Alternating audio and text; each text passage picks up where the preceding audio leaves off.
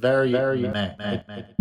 Ooh la la, France is in the air today on Nonstop Dan. We are flying one of Europe's most debated airlines. Some people love them, some people hate them, and then there's me, who's flown them a dozen times and still haven't fully made my mind up. So let's make today the conclusive test as we try the latest business class from Air France on their flagship Airbus A350 from Paris to Boston. Is Air France très chic or très bleak? And also, why did they introduce a worse business class seat on their A350?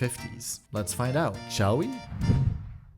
I'm Nonstop Dan, a half Swede and half American who's been obsessed with airplanes for as long as I can remember. Over the past 7 years, I've flown 150 different airlines, virtually all self-funded. Nonstop Dan is all about trying to get as much value as possible with my miles, or when those are running low, my money. And then spreading the word so you guys get optimal value and can enjoy your travels to the max. And hopefully enjoy my geeky videos along the way. There is one thing all frequent flyers love about Air France and KLM, namely their loyalty program. Not because of the loyalty benefits, but because of their redemption rates. A lot of the time, you can get long-haul business class flights under their so-called monthly promo awards for between 30 and 40,000 points one way between Europe and the US, which is mind-blowingly cheap. In my case, I booked one of these promos just a week before taking my flight from Gothenburg, Sweden to Boston for 39,750 miles and $298 in taxes. That's a great deal, especially considering you can now get 75,000 points as a sign-up bonus for a limited time on the rewarding Capital One Venture card. That's basically enough for a round-trip business class ticket to Europe. Think about that. I can't be the only person who books a 6 a.m. flight and then panics the night before and feels major regret. That was me as I set my alarm for 4:30 a.m. to depart Gothenburg on the morning flight down to Paris. Before I knew it, I was hopping on to our little hop Embraer 190. The flight down to Paris went by quickly and was rather uneventful besides breakfast, which consisted of 2 mini baguettes with cheese with a side of croissants. Not ideal if you're trying to be healthy in any way, but who cares, we eventually touched down at Charles de Gaulle. I really want to love this airport, but my goodness, is transferring here a nightmare. Basically all hop flights and select Air France flights operate out of Terminal 2G. It's hilarious they call this Terminal 2 because it took us 15 minutes to taxi there after landing, at which point we had to walk 15 minutes through the terminal that resembles a literal shed in order to board a bus which took us to the real Terminal 2, which took another 15 minutes. Made it to Paris! Once in Terminal 2F, which is the Schengen part of the terminal, things improve considerably. The highlight is supposedly the brand new Air France Salon, which opened in late 2021. Even though my connection was departing from Terminal 2E, which is far from 2F, I decided to check this lounge out since I had almost 5 hours to kill. Admittedly, I was there on a sunny day, but upon entering, I was really blown away by the amount of light in this lounge. It spans 2 floors with multiple seating options and buffets, all with striking views of Air France's Airbus-only short-haul fleet. In case you couldn't get enough of baguettes and croissants on board, Air France makes sure you won't get French bread FOMO here. Besides that, there's a small selection of cheese and cold cuts and a rather boring looking fruit salad. Not the most inspiring breakfast spread for a brand new flagship lounge if you ask me. I have to say that I do like this lounge though. At 11 o'clock, the food offering changes to lunch, at which point the selection improves, but it still wasn't that great. There are a bunch of lovely features that elevate this lounge, specifically showers, semi-private nap rooms which are amazing after an early morning flight, and best of all for a business class lounge, free spa treatments in partnership with Clarins. For some reason, they only offer facials, which seems like a strange thing to do at an airport, especially with COVID and monkeypox lingering around, so I feel like a neck and shoulder massage would make more sense. In any case, who could say no to a free facial? They only had 1 masseuse at work that day, and given that each treatment was 20 minutes, they only had capacity to do 3 per hour. Needless to say, the treatment was so relaxing. What a wonderful way to spend your layover. By the time I left the F-Gate lounge, it had gotten a lot more crowded. So I've been a YouTuber all through high school, through college, and at this point, how to know you've become really f***ed up.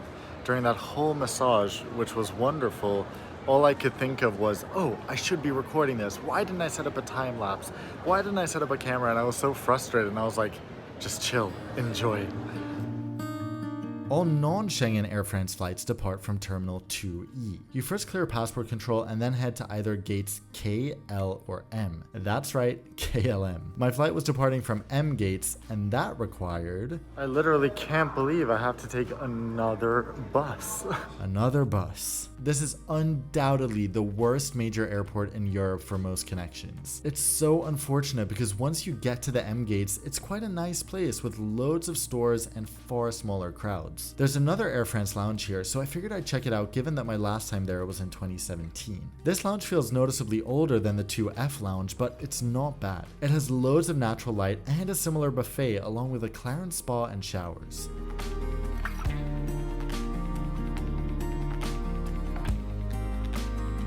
I grabbed a tiny bite to eat and worked until it was finally time to board my flight to Boston. The Airbus A350-900 is such a stunning aircraft, and Air France will one day be a large operator of the type. So far, they have 17 in their fleet, and they have another 21 on order. Although some future deliveries will feature a first-class cabin and an updated business class, my aircraft was delivered less than 3 months before my flight. On this beautiful A350, there are 34 business class seats spread across 9 rows in a 1-2-1 layout. These seats are similar in layout to what you'll find in United Polaris or El Al business class, which is to say they're not the most cutting edge, but certainly not bad. Everyone has direct aisle access with seats alternating between being closer to the windows and closer to the aisles. In the center, the even numbered rows are so-called honeymoon seats, where you can sit close to your travel companion, while the odd numbered rows are closer to, well, no one. The even numbered window seats are far superior to the odd numbered ones since they are closer to the window and offer more privacy, so if you can, do as Dan does and choose one of these. In my case, 8 Lima. As we boarded, it turned out the aircraft wasn't ready, so we all waited for 20 minutes in the jetway before eventually getting on board. The Air France A350 cabin is incredibly sleek and I love the colors. However, it turns out the colors were a huge mistake, as you'll see shortly. Now, here you see how dramatic the difference between the even and odd numbered seats are. The odd numbered rows can barely see out the windows, while the even numbered rows are infinitely better, just as in my last review of LL. Here is my seat.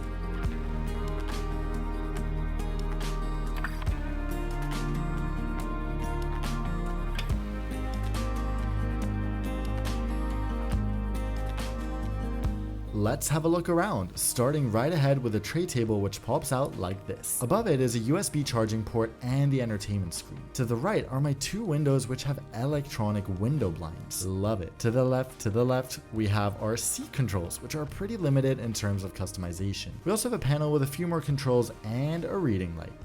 The best part is this massive locker which houses a remote, the headphones, and a bottle of water, but you can fit a lot in here, which is great when you travel heavy like me. There's also a power port under that. Further out there's a privacy partition, which isn't even necessary since this configuration is so private already. Overall, this is an excellent seat. I prefer the reverse herringbone on their 777, but this is definitely not a bad second option considering it was originally intended for their now disassembled low-cost subsidiary June, and the privacy really couldn't get any better without adding a door. Speaking of incredible privacy, there is no better way to keep your information and identity private than with today's video sponsor NordVPN. They have a new feature called Threat Protection that, once installed, blocks trackers, annoying ads, and malware that's hidden online waiting for you to fall into its trap. Of course, you also get their award-winning fastest VPN on the planet, which lets you connect to dozens of countries to shield your browsing or to access entertainment libraries that are not available in your current location. Best of all, you guys save a huge amount on NordVPN when signing up at nordvpn.com/nonstopdan, and you get a special gift if you sign up there too. Besides, it doesn't hurt to try NordVPN on your next trip since they have a 30-day money-back guarantee. So click that link at the top of the description. As I was mentioning earlier, the color palette looks pretty, but oh boy, whoever chooses white for Air France is really doing them dirty. This plane is 3 months old, but judging by all the scratches around the seat, you'd think it was at least 3 years old, more like 10 years old to be honest. On another note, I could immediately tell this would be a very reserved crew, as they simply held things out to you, or if they were feeling talkative, they'd say "Monsieur" and hand things out to you. The pre-departure beverages came around with the choice of champagne or orange juice. Lufthansa tons of quality orange juice, I should add. And shortly thereafter, they handed out scorching hot towels, and I appreciate them so much these days. Boarding had started an hour before departure, so eventually I needed to use the bathroom. We were still on the ground at this point, so I got to check it out, and it was relatively clean, but as you can see, not the most spacious. The Clarins toiletries are nice though. When I got back to the seat, I thought, wait a damn minute, where is this fresh air coming from? Oh wow, there's a catering truck outside. Suddenly, they were loading all types of meals, both into business class and economy, at 1:30 p.m., which was our departure time. What on earth? Then the cargo door opens again and they start loading more bins. That all ended up taking 30 minutes, and then we had another 20-minute taxi out to Brussels. Oh sorry, I mean the northern runways at Charles de Gaulle. I have to say the highlight of my entire Air France experience, and what will undoubtedly be the most memorable part of this, is the moment I saw a fox on the taxiway as we prepared to depart. How adorable.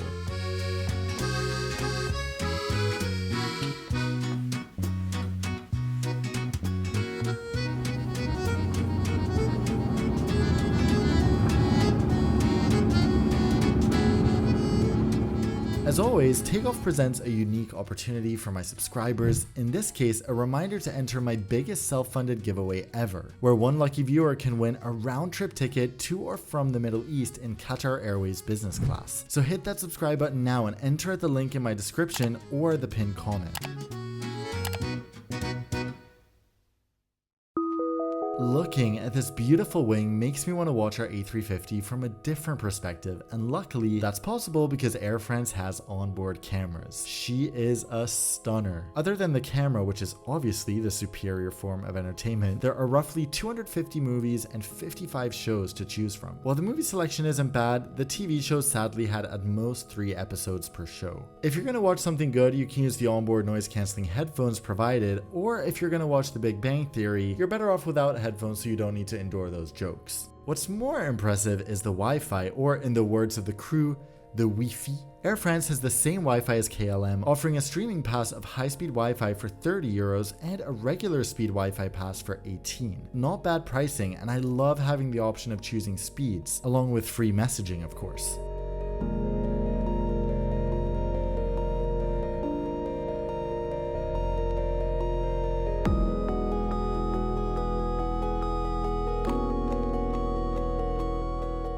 As far as business class beds go, it's still relatively spacious, but their reverse herringbone is still preferable. The bedding is pas chic, but it does the job.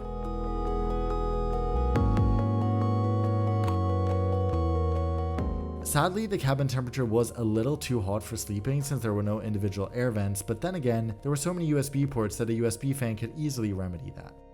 We were lucky to get menus on this flight, which isn't something you can take for granted anymore, and the menu was huge. The bigger the better when it comes to menus. The selection wasn't quite as huge, but offering 4 mains is great. None of them sound especially appealing in my opinion, but since we are flying a French airline, understandably there aren't any Mexican, Thai, or even Middle Eastern options on the menu. Couscous is the closest we'll get, I guess. The drink menu was heavily focused on alcohol, so the soft drinks were sadly neglected. I even asked a crew member what soft drinks they had, and she replied wine. Non-jokingly, by the way.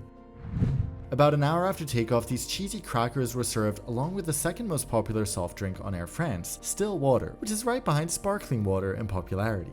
Shortly thereafter, they came by with trolleys of appetizers. For some reason, the crew seemed really confused about most things on this flight. I told them I'd ordered a vegan meal and proceeded to debate with each other about the airline code for vegan meals because they didn't know if mine was loaded. The appetizer arrived all on one tray, accompanied by this wonderfully opulent salad, which everyone got, by the way. Lucky us.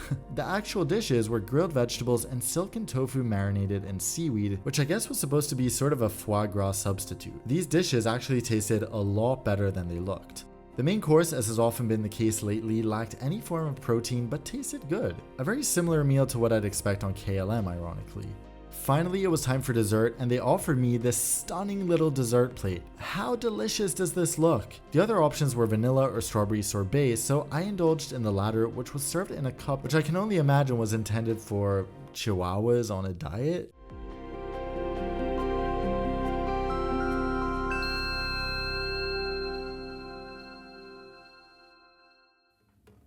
Despite the so far average experience, I continued working and really enjoyed the privacy of the seat as we cruised over the Atlantic. There is one thing I haven't shown you guys yet, one of my favorite and absolutely least significant things on board, the amenity kit. Air France offers these nice looking and very well stocked amenity kits with pretty much everything you could need apart from a packet of tissues. Merci for a solid 8 out of 10 amenity kit, Air France. I spent the rest of the flight watching Westworld on my phone. My friends have been nagging me to watch it for years, so I downloaded it before the flight and also took a 90-minute nap where I finally managed to sleep like a baby.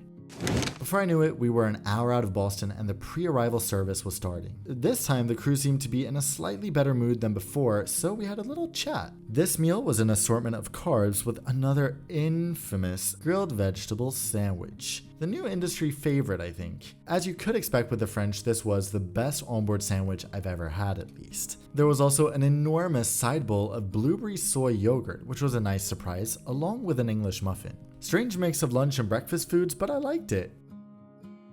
7 hours really do fly by in business class, and in what felt like no time, we were all descending into Boston. I think the last time I was here was in 2016, so it's about time to get a refresh on Logan Airport. Now, what is the problem with Air France business class? As you can tell, it's perfectly summed up in one word: meh.